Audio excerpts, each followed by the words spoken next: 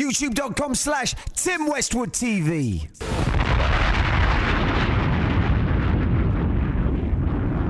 King in the building, Tim Westwood TV. Now, my brother, the ink game is strong, tatted out, crazy. Yo, man, how long is that still a work in progress, or are you done? Never What's done. Right now I'm working. I just started on like my legs, so I got some outlines. Okay, some so stuff finished. But okay, so the next project is what, the right leg? the right leg Is the left leg still bare? still bare. Oh, for real? The only piece of my body, that's like arms. Everything else is pretty So much you've done tatted the out. sleeves, you've done the chest, you've done the back. I feel like I got some work still that I can do in my sleeves, and Okay. just enhance some tattoos Okay. more than anything. But it's really just about going to legs. I just finished up the back. Okay. The front, I think I got a little bit of touch-ups I could do, but I just started on You can't see now because the hair is grown in, but I just started on this whole side of my head. Okay, what is behind that? It's like it says "Dream or Die," which is the motto, and then it's like a girl floating in the sky, Crazy. or like floating in space. Yeah. So do you have one bespoke artist, or do you run through different artists to get your tats?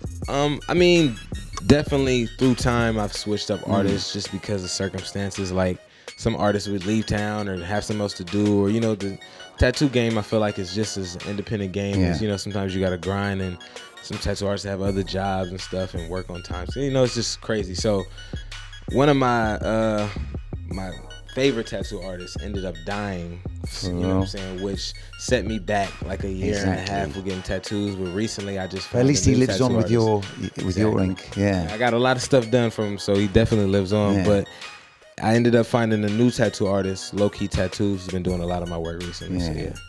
And with that, do you spend time in design and thinking about it, or do you go impulse? Do you just rush in there? How do you go about yours?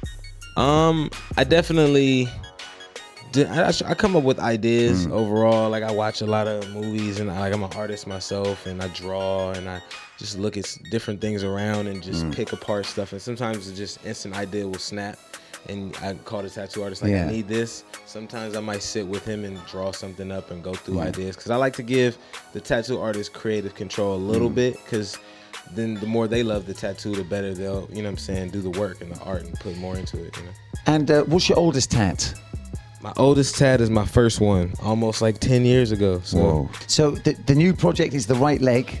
So, right leg. So what are you looking at with the right leg? The right leg is back gang, Transylvania on the back, and then 4 Bs for the back gang, and the vampire in the front, and then trying to get the whole thing, back gang. Crazy.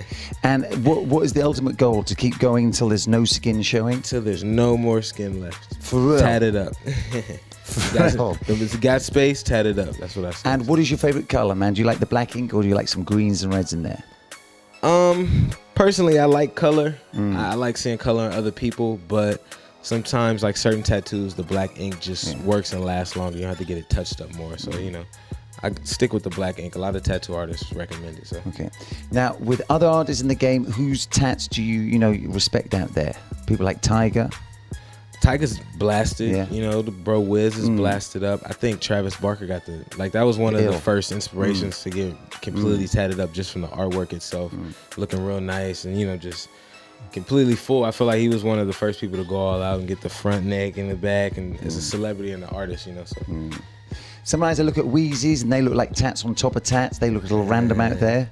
Some people don't mind getting tats on top of tats. Yeah. But I hear tattoo removal is, hurts worse. So people, they regret stuff and then try to cover it up and stuff like that. I don't really have any regretful tattoos. And you can be unfortunate with tat removal, that you can really wield up, man. I've seen some like crazy looks. Yeah, I'm not in the. Make sure you want it before you get it. Yeah. But I personally feel like all tattoos represent a moment in your life, a time, that you shouldn't forget. Have you got any tats from that moment that you've actually moved on?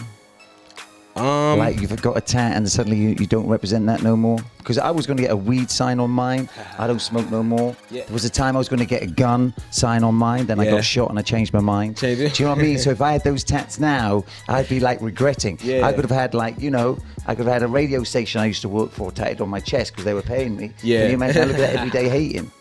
I mean, I don't really have any that I regret. I feel like more like probably old like names as old artist names, you know what I'm saying, that I probably went through or used to go by.